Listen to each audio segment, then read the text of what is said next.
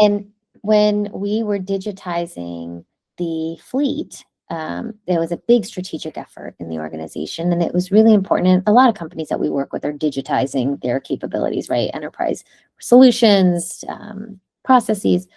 So it's not abnormal to see a organization that has a frontline workforce thinking about how to be more efficient with digital technology and automation.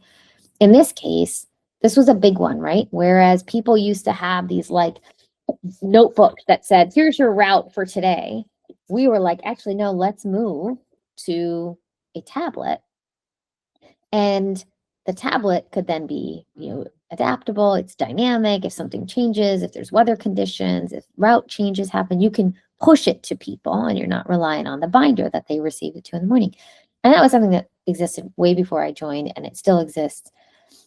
But the people side of that, of how do you get people to come along on a journey where their fundamental jobs are going to change, that's no different than what we're hearing our clients talk about for AI. Yeah. Which then goes back to, if AI is being used outside of work for this population, then you just have to connect the dots for people to say, you're already using some of this. Now we're just going to bring this into the workplace and help you use it better here. And when we started to take that tone and started to adopt the training and the learning in a way that people could resonate with it, it wasn't something that we designed in an ivory tower. It was designed for them, with them, by them.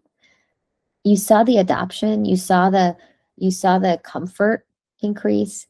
You tended to see people not resist something that was new and different, but rather embrace it and maybe even lean in and teach other people how to use it. Because most of the time, and this was something I really learned about a frontline workforce, we think they're going to click on their app and they're going to go into some website.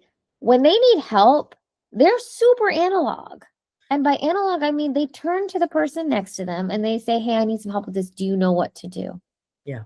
The degree of human connection required at the front line in order for things to work is way higher than what exists as you go up the tower.